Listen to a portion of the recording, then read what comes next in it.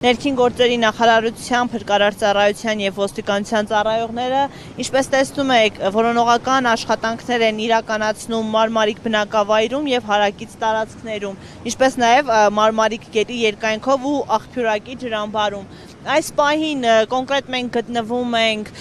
այստեղ տեղացիների կողմից ավելի հայտնի Նասոսնի կոչվող հատվածում, որտեղ որոնողական աշխատանքները շարունակվում են, տեղեկացնենք, որ ներքին գործերի նախարարությունից մեզ հայտնեցին, որ այս հատվածում երեկել է իրականացվել որոնողական աշխատանքներ։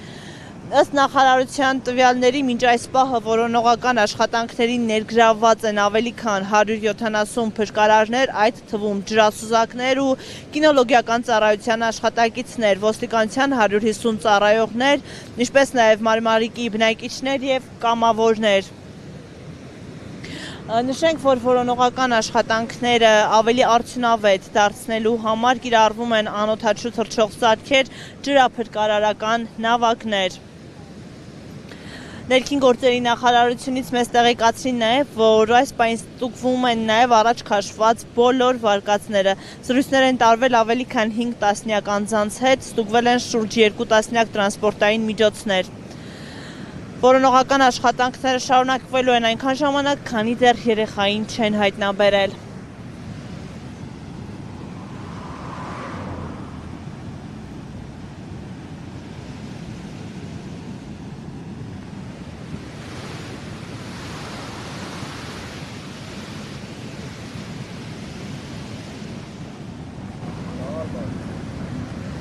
Ձերը որ ալի։